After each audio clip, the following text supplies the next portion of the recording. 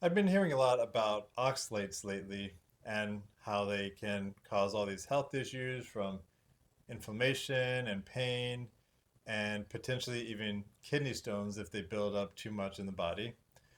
And it's most likely because of the popularity of the carnivore diet.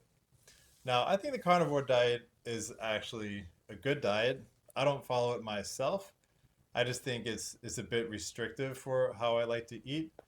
But I think it's actually helped a lot of people resolve serious health issues, and it's primarily because of the elimination of refined sugar and all those refined grains that are present in excessive amounts in the standard American diet.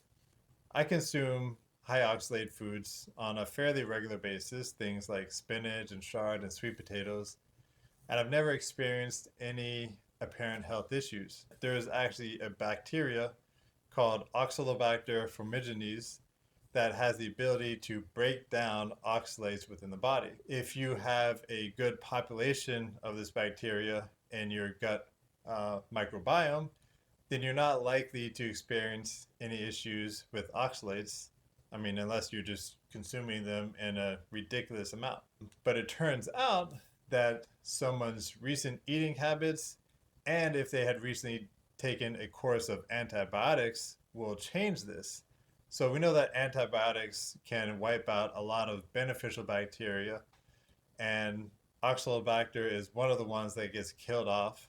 And there's actually a study out there that shows that people who have had a recent course of antibiotics are more likely to have kidney stones than those who did not. If you start looking into the role of the gut microbiome and health and healthy digestion, you'll begin to realize that the bacteria and yeast and other microorganisms are what does the initial digestion of your food for the most part. And sometimes that actually occurs outside of the body when it comes to fermented foods. Fermenting foods also is another way that you are able to reduce the oxalate load of those foods. I go into this discussion in a bit more detail on my blog, so check out the link on my channel homepage if you want to read more about it. But the point I wanted to get across is that if you are having some kind of severe reaction when it comes to eating foods that contain oxalates, it might be a reflection of something, some type of imbalance in your gut microbiome rather than the food itself being inherently bad. So, just something to think about.